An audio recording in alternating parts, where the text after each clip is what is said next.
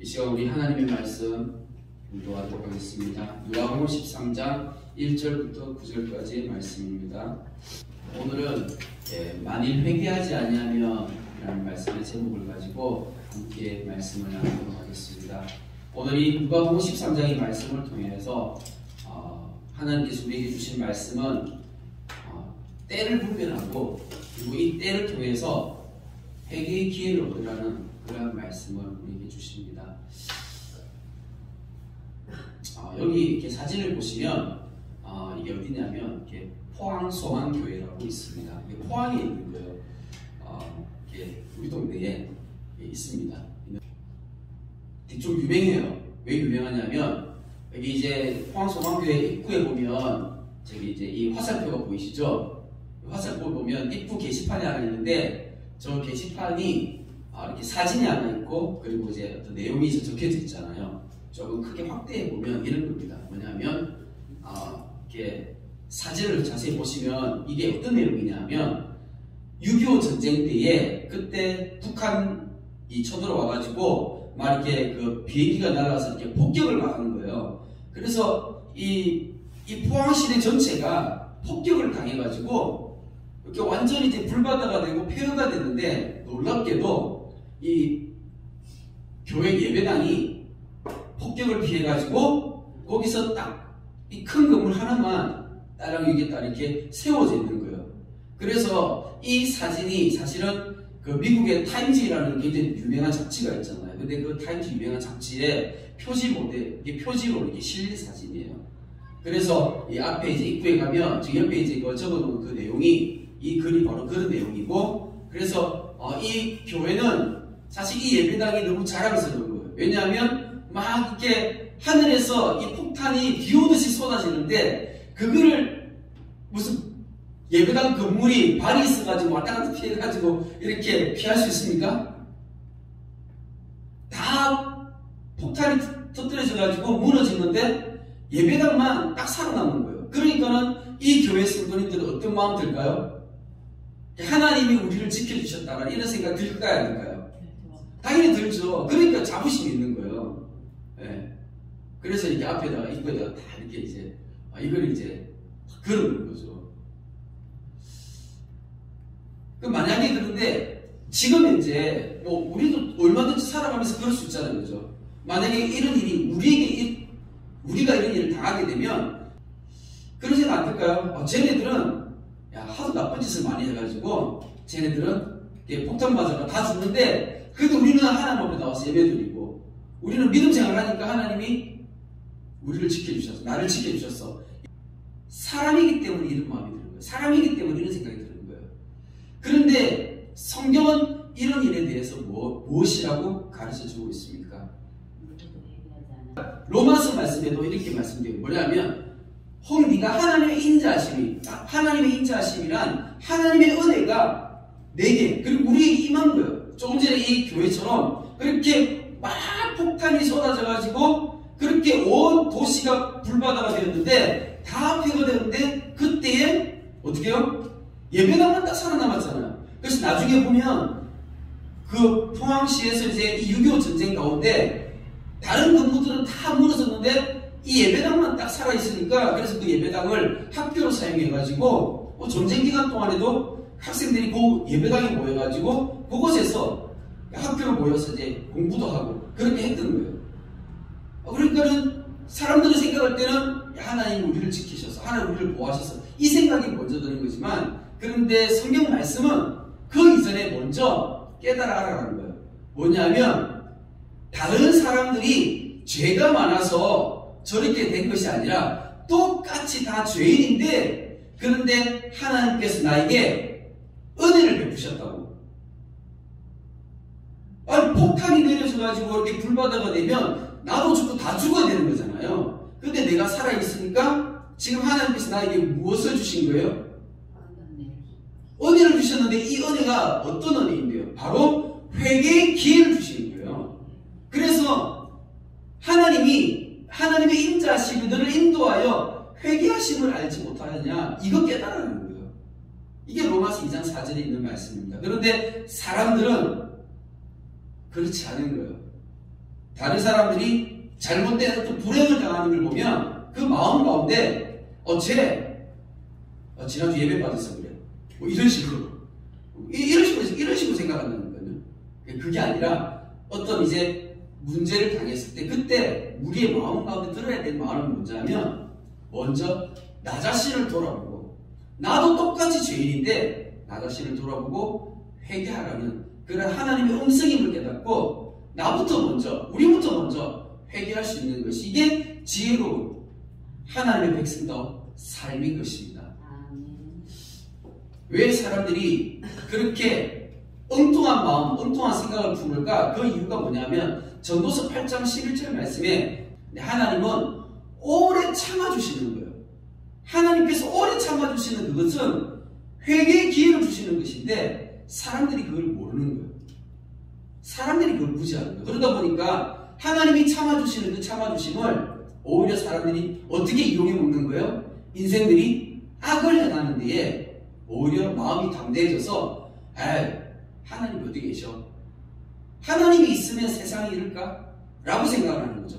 하나님이 있으면 쟤네들이 저렇게 심판을 받겠어? 그러니까 제가 이제 지난주에 이 터키에서 지진이 나서 이제 그 기사를 이제 인터넷으로 이렇게 많이 보는데 보니까 이제 댓글들이 달리는데 그 댓글들 가운데 이런 댓글들이 생각보다 많더라고요. 신이 있으면 정말 저럴까? 신이 없다. 이런 댓글들이 의외로 많이 이렇게 인터넷에 달리더라고요. 그래서 참 너무 마음이 안타까운 거예요. 왜냐하면 하나님은 회개의 기회를 우리에게 주신 거죠. 그렇잖아요. 아니 우리 한국에는 지진이 절대 안 일어난다는 보장이 있습니까? 터키 지진과 같이 똑같은 지진이 우리한테도 얼마든지 나올 수 있는데 근데 사람들은 그렇게 생각하지 않는 거예요. 이게 다 우연이라고 생각하는 거예요. 이는 우연이 아니라 하나님의 섭리 가운데 하나님께서 허락하신 부분들이에요.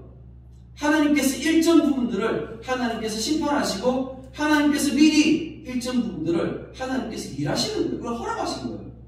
왜? 이 땅은 죄로 가득해져서 이 죄악으로 인해 가지고 이 마지막 때에 이 땅에는 전쟁도 있고 기근도 있고 지진도 있고 이런 것들이 인간들의 인생들의 죄로 인해서 예수님 다시 오시는 그날까지 이것들이 계속 있게 됐다라고 그렇게 예수님께서 말씀하셨습니다. 오늘 우리가 읽은 누가복음 13장 말씀을 다시 한번 보도록 하겠습니다. 1절 말씀 보면 그때 마침 두어 사람이 와서 빌라도가 어떤 갈릴리 사람들의 피를 그들의 제물에 섞은 일로 예수께 아리니 무슨 말이냐면요. 예수님 당시 때 그 유대 지역의 총독이 누구였어요? 빌라도였죠. 그런데 이 빌라도가 유대 총독으로 있을 때 그때에 엄청난 학살 사건이 있었어요. 그러니까 갈릴리 사람들이 예루살렘에 온 거예요. 갈릴리 사람들이 예루살렘에 왜 왔을까요? 예루살렘은 성전이 있으니까 제사드리러 오는 거죠. 아마 이때가 그러니까 6월절이라든지 이런 명절이었을 것입니다. 그러니까 명절 때에 많은 사람들이 예루살렘에 모이잖아요. 그래서 많은 사람들이 이제 제사를 지내러 왔는데 그런데 그 중에 이제 이 갈릴리 사람들은요 특별히 유대인들 가운데 이 좀 독립운동에 대해서 좀 강한 어떤 그런 마음들을 가지고 있어요.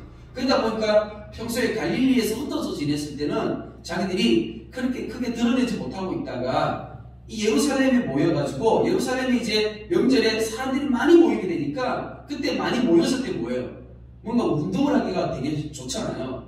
옛날에 우리나라도 일제강점기 때 3.1운동이 있었잖아요. 근데 그 3.1운동이 어떤 날이었어요? 이게 고종임금이 죽어가지고 그때 고종임금의 장례를 치르는 날이 3.1운동의 기점인 거예요. 그래서 많은 사람들이 평소에는 그 일본 군인들이 다 지키고 있으니까는 어떻게 해요? 같이 모이기가 힘들잖아요. 그런데 이 고종임금이 죽어가지고 이렇게 장례를 치를 때 그때 이제 사람들이 많이 모일 수 있는 기회가 생겨가지고 그 기회를 이용해가지고 사람들이 모여서 그때 3.1운동을 일으켰던 것처럼 마찬가지로 이 예루살렘에서 명절 때 많이 모여가지고 이 사람들이 이렇게 운동을 하는 거예요. 그리고 또 독립운동 같은 걸 하는 거죠. 그렇게 해서 이 역사를 보니까 어떤 때는 뭐 3,000명이 죽기도 하고 어떤 때는 2만 명이 죽기도 하고 막 이렇게 많은 사람들이 모여가지고 그렇게 이 로마에 대항하다가 엄청나게 많은 사람들이 죽었다라는 거예요. 근데 그런 내용들 가운데 하나가 이제 오늘 이 1절 말씀 가운데 그런 내용이 나와 있는 거죠. 그래서 이런 일이 있었는데 근데 사람들이 이제 오는 거예요. 예수님한테 찾아와가지고 그 일에 대해서 이야기하는 거죠. 사실 어떤 사람들이 볼 때는 그 일이 어떻게 보이냐면 굉장히 미련하게 보이고 어리석어 보이고 그냥 헛된 죽음처럼 그렇게 보일 수 있다는 것이죠. 그래서 이렇게 이야기를 하는 거예요. 예수님한테 질문을 던진 거예요. 저 사람들이 죽은 것은 저 사람들이 죄가 많아서 죽은 거 아니냐라고 이렇게 이야기하는 거죠. 그래서 2절 말씀에 대답하여 이르시되 너희는 이 갈릴리 사람들이 이같이 해받음으로 다른 모든 갈릴리 사람보다 죄가 더 있는 줄 아느냐? 근데 예수님의 대답은요 전혀 엉뚱한 대답, 다른 대답을 하시는 거예요. 그러니까 사람들은 지금 와가지고 질문하는 게 뭐냐면 예수님 저 사람들이 저렇게 죽은 것은 저 사람들이 멍청한 것이고 자기들이 죄 때문에 그렇게 죽은 거 아니에요? 이렇게 질문을 던졌는데 그러면은 예수님의 대답은 어떻게 해야 돼요? 두 가지 중에 하나잖아요. 저 사람들이 자기들이 죄 때문에 죽었다. 아니면 저 사람들이 자기 죄 때문에 죽은 것이 아니다. 이 둘 중에 하나를 대답을 하셔야 되는데 예수님은 전혀 다른 대답을 하시는 거예요. 뭐냐 하면 저 사람들이 죄가 있고 없고는 얘기할 필요가 없는 거예요. 왜요?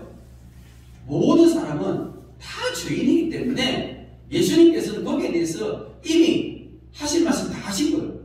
그러니까 정말 중요한 건 뭐냐면 저 사람들이 저렇게 죽었는데 저 사람들이 저 사건을 통해서 이렇게 죽은 것은 한번 잘 생각해봐라. 그러면 너희들은 의로워서 너희들은 그러면 저렇게 해를 받지 않은 거냐? 너희들은 그렇게 살아있는 거냐? 하면서 예수님께서 이같이 해를 받은 것이 죄가 많아서 그렇다고 생각하지 말고 너 자신을 돌아보는 계기로 생각하라고 예수님께서 말씀하신 거예요. 그러면서 3절 말씀에 너에게 이르노니 아니라 너희도 많이 회개하지 아니하면 다 이와 같이 망하리라 라고 말씀하신 겁니다. 이 땅에 사람이 태어나서 그냥 살다가 죽으면 모두가 다 지옥 가게 되어 있어요. 그런데 예수님께서 이 땅에 오신 거예요. 왜요? 사람들을 구원하시기 위해서. 그래서 예수님께서 이 공생애를 처음 시작하실 때 맨 처음 하셨던 말씀이 무엇인가 기억나십니까? 회개하라. 예수님께서 이 땅에 오신 것은요 사람들에게 회개하라 이 말씀하고 오신 겁니다. 그래서 사람들은 회개해야 되는 거예요. 내가 더 의로워서 지금 이제 내가 지금 현재 이렇게 살아있는 것이 아니라는 거예요. 내가 지금 살아있는 게 뭐라고요? 하나님의 은혜이고 이것은 바로 회개의 기회가 주어졌다는 거예요. 나에게 회개의 기회가 주어진 것을 이걸 깨달아야 되는데 사람들이 모르는 거예요. 하나님께서 심판하시는 것을 참으시고 계속 미루시고 이게 오래 가니까 어떻게 해요? 사람들의 마음이 악해져서 그래도 괜찮네? 이게 괜찮은 건가요? 이렇게 악을 계속 행해도 괜찮은 건가요? 그렇지 않다는 것입니다. 하나님은 온 우주 만물의 주인이시고요. 하나님은 세상을 판단하시고 세상을 심판하시는 분이십니다. 예수님께서 한 가지 더 말씀을 가르쳐주고 계십니다. 4절 말씀에 또 실로암에 가서 망대가 무너져 치여 죽은 18사람이 예루살렘에 거한 다른 모든 사람보다 죄가 더 있는 줄 아느냐. 그러니까 그 예루살렘에 가면 실로암 연못이 있잖아요. 근데 그 실로암 연못 옆에 그 높은 망대가 있었던가 봐요. 그런데 그 망대에 갑자기 이렇게 무너졌던 거예요. 공사를 하다 무너진 건지 어쩌다 무너지는 건지 모르겠지만 무너져가지고 거기서 치워 죽은 사람이 18사람이에요. 우리 이런 것을 사고라고 하죠. 사고를 당하게 된 것입니다. 아까 앞에 이 빌라도가 많은 사람을 학살한 것은 사건이죠. 그래서 세상은요 사건도 있고 사고도 있는 것입니다. 그래서 이런 사고를 통해 가지고 지금 예루살렘에서 이 망대가 넘어져 가지고 18사람이 죽은 이런 사고가 있는데 그런데 예수님께서 다시 한 번 더 지금 말씀하시는 거잖아요. 사람들이 사건을 가지고 와가지고 자기들의 의로움을 드러낼 그때에 예수님께서 그 마음 중심 가운데 교만함을 보시면서 회개하지 아니함이라고 말씀하셨습니다. 그래서 이 사건을 보면서도 생각할 때 우리가 뭘 생각해야 된다고요? 나 자신의 회개할 것을 먼저 생각하라고 말씀하시는 것입니다. 그래서 지금 이제 너희도 만일 회개하지 아니하면 다 이와 같이 망하리라. 이 말씀을 예수님께서 지금 2번 반복하셔서 말씀하셨어요. 2번 반복해서 말씀하셨다는 것은 어떤 내용이에요? 이게 너무나 중요하다는 것을 우리에게 가르쳐주고 있는 것입니다.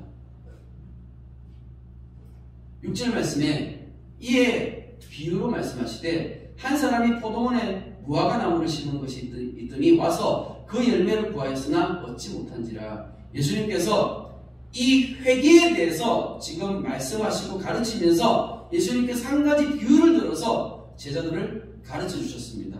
우리도 그래서 이 비유를 통해서 예수님께서 이 비유가 바로 이런 내용이구나 우리가 잘 알면 좋을 것 같아요. 그러면 한번 생각해 보십시오. 지금 이 비유는 예수님께서 무엇을 가르쳐 주시기 위해서 지금 비유를 드셨나요? 회개에 대해서 가르쳐 주시기 위해서 지금 이 비유를 드신 거예요. 그런데 이 내용을 보니까 포도원에 무화과 나무를 심었다는 것입니다. 포도원에 왜 무화과 나무를 심을까요? 포도원에 뭐 심어야 되죠? 포도나무를 심어야 되는데 무화과 나무를 심었어요. 그런데 이스라엘에는 이런 일이 흔했던가 봐요. 그런데 이제 이 포도원에 무화과 나무를 심었는데 우리가 근데 성경을 이제 우리가 창세기부터 우리가 계속 이제 우리가 말씀을 읽고 배우면서 우리가 들었잖아요. 성경에 포도나무와 무화과 나무는 사실 어떤 나무예요? 굉장히 특별한 나무죠. 어떻게 특별한 나무였습니까? 포도나무는 생명나무였어요. 그 에덴 동산에 있었던 그 생명나무였고, 그리고 선악을 알게 하는 그 나무가 바로 무화과 나무였습니다. 그래서 이 무화과 나무는 무엇을 상징하냐면 죄를 상징하는 것이었고, 포도나무는 생명을 상징하는 것이었습니다. 그래서 이 포도나무와 무화과 나무를 하나로 합쳐서, 그래서 이제 이 구약시대 때는 하나님께서 이스라엘 이 민족이 포도나무 역할도 하게끔, 그리고 무화과 나무 역할도 하게끔, 그렇게 그 모든 것들을 이 이스라엘 민족 안에 담아두셨어요. 그래서 구약성경을 쭉 읽다 보면 어떤 때는 이스라엘을 포도나무라고 이야기할 때도 있고, 때로는 이스라엘을 무화과 나무라고 이야기할 때도 있는 거예요. 그렇게 비유를 그렇게 드는 것입니다. 그런데 무화과 나무라고 할 때는 이것이 죄를 생각나게 하는 것이에요. 그래서 포도나무에 무화과 나무를 심었다는 것은, 포도원은 바로 이스라엘을 얘기하는 것이거든요. 그런데 이 이스라엘에 뭐가 있는 거예요? 죄가 있는 것이죠. 예. 그런데 이제 이 포도원에 무화과 나무를 심었는데 와서 무엇을 찾았다고요? 열매를 찾은 거예요. 예. 이 열매. 그럼 이 열매는 어떤 열매를 얘기하는 것일까요? 바로 우리가 조금 전에 앞에 이 비유는 무엇을 설명하는 것이었어요? 회개를 설명하는 거잖아요. 그러니까 이 열매는 바로 회개에 합당한 열매를 맺는 것, 이것을 가르쳐 주는 것입니다. 그래서 예수님께서 이 땅에 오셔서 3년을 사역하셨잖아요. 이 땅에 오셔가지고 공생의 기간, 그 3년 동안 예수님께서 사역하셨는데 그것을 비유로 들어서 말씀하신 거예요. 7절 말씀에 포도원 지기에게 이르되 내가 3년을 와서 이 무화과 나무에서 열매를 보아되 얻지 못하니 찍어버리라. 어찌 땅만 버리게 하겠느냐. 예수님께서 이 땅에 오셔가지고 3년을 사역하셨는데 그렇게 사람들에게 회개하라고 선포하시고 말씀하시고 가르치시는데 이스라엘 백성들의 마음은 어떻다고요? 여전히 악하고 돌아서지 아니하고 말씀을 들을 귀가 없고 마음이 열리지 않으니까 어떻게 해요? 회개에 합당한 열매가 없는 것이죠. 그러면 당연히 찍어서 버려야 되는 거예요.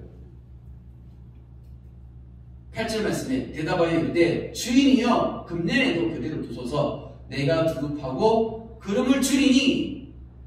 예수님께서 지금 말씀하셨어요. 조금만 더, 1년만 더 시간을 달라고, 조금만 더 시간을 연장해 달라고, 이 찍는 것을 조금만 더 참아달라고 그렇게 이야기했을 때에 그때 이렇게 얘기합니다. 이후에 만일 열매가 열면 좋거니와 그렇지 않으면 찍어버리소서 하였다 하시니라. 우리가 이스라엘의 어떤 예루살렘의 그 상황들을 우리가 알잖아요. 예수님께서 십자가에 죽으시고 하늘로 올라가셨습니다. 그리고 난 다음에 하늘로 올라가시고 난 다음에 40년이 지난 이후에 어떤 일이 일어났죠? 로마가 예루살렘에 쳐들어와서 로마가 완전히 이 예루살렘을 박살내버렸습니다. 그래서 어떻게 됐어요? 예루살렘은 찍혀버린 거예요. 이 포도원이 찍혀버렸다고요. 이것은 그러니까 예수님께서 지금 이 비유의 말씀은 결국 예언의 말씀이었고 이 예언의 말씀이 우리는 알죠. 이게 어떻게 성취되었는지 우리는 그것을 보게 되는 것입니다. 이런 것처럼 이 말씀이 이제 우리에게 그대로 적용되어질 수 있습니다. 그렇지 않습니까? 이것을 보면 우리는 어떤 생각을 해야 되나요? 세상에 많은 사건과 사고들이 있는데 그 세상에 있는 많은 사건과 사고들 가운데 하나님께서 우리에게 회개의 기회를 주신 것을 기억하라는 것입니다. 말씀을 생각하시면서 제가 이렇게 하나 이렇게 또 좀 나누기를 원합니다.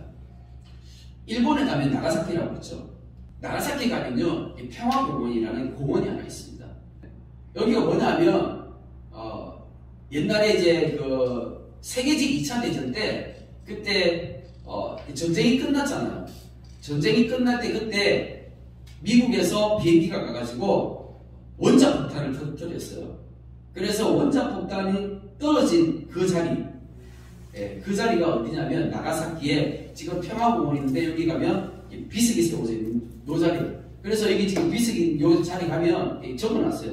바로 이곳이 원자폭탄이 떨어진 곳이다. 그러니까 원자폭탄이 떨어진 그 자리를 기념해가지고 지금 나가사키 평화공원에 기념비를 만들어 놓은 거예요. 자, 그런데 여기 이 기념비 바로 옆에 보면 기둥 같은 게 또 하나 있죠. 이 평화공원을 만들면서 그 우라카미 그 교회에 이제 기둥 하나를 남겨둔 거예요. 여기가 이 원자폭탄이 떨어졌던 그 자리고 그리고 원래 여기에 교회가 있었다라는 것을 이렇게 나타내기 위해서 그래서 다 이렇게 이 청소를 하면서도 그 기둥 하나만은 이렇게 기념하면서 이렇게 거기다 그대로 남겨둔 것이 아까 그 기둥인 것입니다. 자, 그런데 이 사진을 보면 이제 이해가 되시죠? 왼쪽 사진을 보면 이렇게 이 원자폭탄 떨어지기 전에 무라카미 그 교회의 모습이고 오른쪽은 원자폭탄 떨어져가지고 완전히 폐허가 되어버린 교회의 모습입니다. 원자폭탄이 떨어진 건 우리한테 굉장히 중요한 의미가 있잖아요. 왜 중요한 의미가 있는 줄 아십니까? 원자폭탄이 떨어져서 전쟁이 끝났잖아요. 전쟁이 끝나고 일본이 망했잖아요. 그래서 일본이 망해가지고 전쟁이 끝났기 때문에 우리나라가 광복을 하게 된 것입니다. 우리나라가 광복을 하게 된 것은 이 원자폭탄이 떨어져서 전쟁이 끝나서 우리가 광복을 할 수 있었던 것입니다. 그러니까 당연히 이거는 우리에게 굉장히 중요한 역사적인 어떤 그런 사건인 것이죠. 자, 그런데 이 원자폭탄이 두 번 떨어졌는데 언제 떨어졌냐면 1945년 8월 6일 날 1차로 떨어진 거예요. 이게 어디냐면 히로시마 원자폭탄 들어보셨죠? 그래서 처음에 8월 6일 날 1차로 히로시마에 떨어지고 난 다음에 그러고 난 다음에 이제 2차로 한 번 더 떨어졌는데 미국에서 이제 어디에 떨어뜨리려고 했냐면 처음에는 이제 기타쿠시오에 떨어뜨리려고 했어요. 그러니까 원자폭탄 떨어뜨릴 때 아무 때나 떨어뜨리는 게 아니라 지금 전쟁 중이니까 당연히 이 전쟁에 유리한 쪽으로 떨어뜨려야 되잖아요. 그래서 기타쿠시오라는 저 지역에다가 원자폭탄을 떨어뜨리려고 했는데 그런데 8월 9일날 전날 이제 이 기타쿠시오 갔는데 그날 기상 조건이 너무 안 좋았던 거예요. 구름이 너무 많이 끼었고 그래서 하늘에서 도시가 보이질 않은 거예요. 그러니까 원자폭탄을 떨어뜨릴 수도 없었던 거예요. 그래서 옮겼던 곳이 어디였냐면 나가사키로 옮겨지게 된 거예요. 그래서 나가사키로 옮겨갔는데 그런데 나가사키에도 이렇게 날씨가 별로 좋지가 않았어요. 그래서 나가사키에서 이렇게 시내 중심부에다가 이걸 원자폭탄을 떨어뜨리는데 사실 우라카미 교회가 나가사키 중심부에 있지 않아요. 약간 외곽 이제 변두리 쪽에 있는데 그날 이제 이게 폭탄이 내려오면서 바람이 많이 불어가지고 이게 옆으로 이렇게 바람이 밀려가지고 그래서 우라카미 교회 이 외곽까지 가서 거기서 떨어지게 된 거예요. 자, 그러면 우리가 이런 어떤 역사적인 상황들을 이해를 한다라면 여러 가지 많은 생각들을 할 수 있겠죠. 그렇지 않습니까? 그래서 이 원자폭탄이 떨어지고 난 다음에 우리나라가 언제 해방되었죠? 며칠날? 8월 15일 날. 그러니까는 8월 9일 날 원자폭탄 떨어지고 난 다음에 6일 뒤에 일본이 무조건 항복했잖아요. 원자폭탄 두 방 맞고 난 다음에 더 이상 자기들이 전쟁을 할 수 없다는 것을 깨닫고 무조건 항복을 했던 것입니다. 자, 그러면 한번 생각해 보십시오. 교회 위에 떨어진 이 폭탄을, 이 원자 폭탄이 교회에 떨어진데 이것을 과연 우연이라고 할 수 있을까요? 하나님을 믿는 사람들은요, 하나님을 믿는 사람들은 이거를 보면 이건 우연이 아니고 하나님의 섭리라는 걸 알 수가 있죠. 그죠? 그러면 왜 그러면 해필이면 이 나가사키의 이 우라카미 교회 위에 그때 당시에 동아시아에서 가장 큰 교회 위에 그렇게 떨어졌을까요? 그 이유가 뭘까요? 그렇죠. 회개하지 않았었죠. 어떤 회개를 하지 않았냐면 당시에 이제 이 일본은요, 일본 제국이라고 들어보셨죠? 일본은 제국주의였어요. 그래서 엄청나게 많은 식민지를 가지고 있었습니다. 전쟁을 통해서 많은 식민지를 거둬냈는데, 그런데 다른 나라를 침략하고 그 다른 나라 백성들을 괴롭히는 것이 이게 정당한가요? 이것은 정당하지 않습니다. 그렇잖아요. 그러면은 우리나라가 다른 나라를 침략하고 그리고 그 나라 국민들, 백성들을 괴롭히는 걸 보면 그럼 교회는 어떻게 해야 돼요? 어떻게 해야 됩니까? 교회는 당연히 정부에다가 뭐라고 해야 돼요? 그렇게 하면 안 된다라고 이야기를 해야 되죠. 침묵하면 됩니까? 안 됩니까? 침묵하면 안 되는 거예요. 근데 만약에 그것을 말하면, 그것을 침묵하지 않고 대놓고 이야기하게 되면 어떻게 되죠? 목숨이 위태로운 거예요. 목숨이 위태로운 거예요. 그럼 교회는 어떻게 해야 됩니까? 교회는 목숨을 걸고 바른 소리를 해야 된다는 거예요. 그게 성경적인 것입니다. 교회는 원래 목숨 걸고 바른 소리 해야 되는 거예요. 그리고 오랫동안 교회가 침묵했습니다. 아무 소리 하지 않았습니다. 그리고 난 다음에 전쟁이 끝날 때 하나님께서 전쟁을 끝내셨어요. 때가 되니까 하나님께서 전쟁을 끝내셨는데 어떻게 전쟁을 끝내셨나요? 제 눈에는 그렇게 보입니다. 하나님이 이 전쟁을 끝내실 때 교회를 심판하셨습니다. 이게 제 눈에는 보였어요. 여기 나가사키에 가면 두 개의 평화 자료관이 있습니다. 두 개의 그러니까 평화 자료관이 그러니까 우리나라 말로 하면 그냥 박물관, 기념관 같은 것이거든요. 그래서 이 원자 폭탄이 떨어지고 이거는 이제 이 전쟁 기념관이 두 개가 있는데, 하나는 저기 이제 왼쪽 편에 보시면 국립 나가사키 평화자료관 해가지고 저기 이제 아까 조금 전에 봤던 거기 평화공원 안에 있는 거예요. 그 평화공원 안에 이거는 일본 정부에서 만들어 놓은 이 나가사키 평화자료관이 있고, 오른쪽 편에 보시면 조그마한 건물이 하나 있는데 저기도 이제 똑같이 이름이 나가사키 평화자료관인데 앞에 보면 오카마사하루라고 해요. 저 이제 사람 이름이에요. 오카마사하루 이렇게 나가사키 평화자료관이라고 있어요. 근데 이 기념관이 두 개가 있는데 사실 저는 처음 봤을 때 제가 신기했었어요. 무슨 이렇게 평화자료관 똑같은 게 이름이 똑같은 게 두 개가 있으니까 신기하더라고요. 근데 저게 뭐지? 근데 이 안에 본 내용은요 전혀 다른 거예요. 이 안은 내용이 전혀 달라요. 어떻게 다르냐면 왼쪽 편에 보이는 저기 이제 국립은요 일본 정부에서 만든 거예요. 일본 사람들은 전쟁에 대해서 이 원자폭탄 떨어져서 우리는 피해자다라는 그런 어떤 생각과 그런 마인드를 가지고 저 기념관을 만들어 놓은 거예요. 그래서 가면 피해 상황들이 쫙 나오는 거예요. 전시관은 굉장히 크고 예쁘게 잘 꾸며놨는데 가서 보면 어린아이들부터 이렇게 많이 오거든요. 유치원 아이들부터 이렇게 견학하러 많이 와요. 와서 이렇게 보면 아이들이 어렸을 때 뭘 배우는 거예요? 우리는 전쟁 피해자다. 그리고 이 원자폭탄은 이렇게 무시무시한 것이다. 그리고 이거 누가 떨었냐면 미국이 와서 떨어뜨렸다. 이런 것들을 이 어렸을 때부터 무의식적으로 배우게 돼요. 그런데 오른쪽 편에 있는 이 나가사키 평화자료관은요, 이 오카마사오라는 사람이 이 사람을 기념해가지고 만든 것인데, 이분이 누구냐면 목사님이에요. 네. 이 목사님은 일본이 사과해야 된다라고 주장하셨던 거예요. 일본이 사과해야 된다. 그리고 사실 저 이 나가사키에 가면 옛날에 그 일제강점기 때에 그때 조선 사람들을 징용으로 데려와가지고 저곳에서 많은 사람들이 끌려가가지고 그곳에서 이제 강제노동하고 그렇게 했었거든요. 그런데 그 많은 사람들, 조선 사람들이 많이 있었는데 원자폭탄 떨어져가지고 일본 사람만 죽는 것이 아니라 조선 사람들도 같이 다 죽는 거예요. 그러니까 이 오카마사루 이렇게 목사님은 뭐라고 얘기했냐면 원자폭탄이 떨어져서 일본 사람이 죽는 것은 일본이 지은 죄값을 치르는 것이지만 조선 사람들은 아무 죄도 없는데 그냥 일본에 끌려와가지고 강제노동하다가 억지로 죽었는데 이거 어떡할 거냐. 그러니까 배상해야 된다, 사과해야 된다 라고 주장하신 분이 이 목사님이시고, 그래서 일본이 어떤 만행을 저질렀는지 거기에 대해서 전시관을 많은 자료들을 준비했는데 그 자료들을 이제 모아서 나중에 전시한 것이 바로 이게 오카마사루 나가사키 평화 자료관이에요. 그래서 완전히 다른 개념입니다. 지난주에 우리 안타깝게도 우리가 참 슬픈 소식을 들었습니다.